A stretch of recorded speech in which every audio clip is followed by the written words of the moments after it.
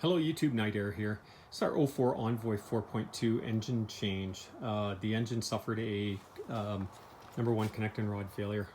Scrubbed the bearings, spun them. If you need to figure that out, what you can do is just pull the coil packs, pull the spark plugs, and start with the number one cylinder, put it to top dead center, and then just as it goes over top dead center, stick a screwdriver down in there and push down hard. And if there's any kind of clunking sound, I can pretty much guarantee you it's a rod. They do have timing chain, and they do have harmonic balancer problems and other things. Lots of other great videos out there, people doing that. So the other things to note is that the harmonic balancer is a torque to yield bolt, must be replaced if you remove it. The harmonic balancer needs a special puller. Your 3-jaw puller won't work. It's got to have special jaws on it. We took the water pump off at the engine because we couldn't get the fan off. And so the water pump itself here, there's a flange on the front of it to which the serpentine pulley just bolts to. It doesn't do anything undoing it. However, you do need to hold this flange here.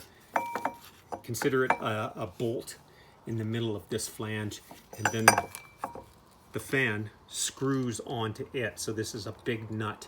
You need a 1.5 inch wrench. It's normal threads on here, so standing from the front, you'd be holding it and then undoing counterclockwise. And that's just to get the whole shroud assembly out. Also, we found you don't need to take the whole suspension out. You can leave the disc and you can leave the caliper on. Just make sure the lines are undone. Again, great videos out there. Pinch bolt at the top, torque link, steering link, 2 bolts for the McPherson. Pull that down, pull the A-arm up out of the way, get in behind there and pull the CV joint out, and it'll pop out. This, again, just make sure that those lines are loose. I would suggest, pardon me, put anything around the manifold to lift the engine out. It's porous and it cracks, and it's usually already cracked, and ours propagated. Get a piece of cable, steel aircraft cable, 5/32, very small, 2 proper clamps for that, and put it through this hole here, and then hang on to that. You have to take the intake off of this to get it off. Highly recommended. You're just gonna need a 1/4 drive, 10mm socket taped to the universal or the extension itself, because when you're pulling them out, they tend to get caught. And it starts with 1, 2, 1, 2, 1, 2, 1 on the end. In the middle, this is where that rubber breather hose is. Pair of pliers, pull that thing out of the way to get at the one with 2 on here. The bolts are captive, so once you've got them all loosened off, there's not very much torque, and they do come loose quickly. It took about 20 minutes. Pull the starter off, or pull it out of the way when you're pulling it out, just because of the Bendix snout. It tends to get caught in there. There's that half shaft.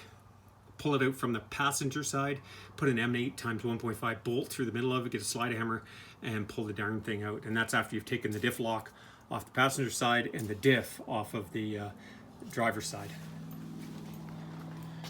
We found too, once you get the intake off, take the valve cover off, and then you can get in behind with lots of room actually for a 15mm wrench to take these 2 top ones, and then this one, and then this one down here. You can actually get at them from the back side there. So loosen them up with the 15, then use your 15 ratcheting wrench, and you can unscrew those off pretty quickly. Support the front of the transmission though. What other people say is to loosen the rear mount and tilt it down, jack the front of the engine up, and a 2-foot bar and come up through the top. Now you don't need to do that, but just support the front because it's going to bind on the bell housing when you're taking it out. You're pulling the suspension out to get this silly thing off, but you don't really need to take those 3 bolts off. And if you do, it doesn't go anywhere anyways because it's captive.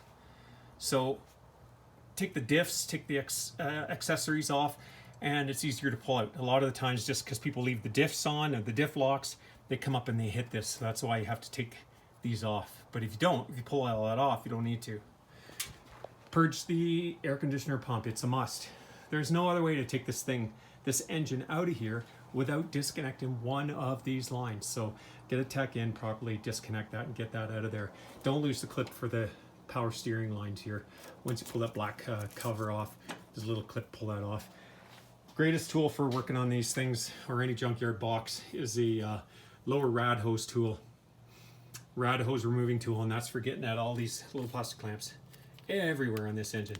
Little ones, big ones, and for pulling the connectors off as well. So you'll just need this normal GM fuel line release tool, little plastic clip goes in there, and move everything out of the way. So just make sure, go everything double, triple, spray everything down at least a day before you take this out of here.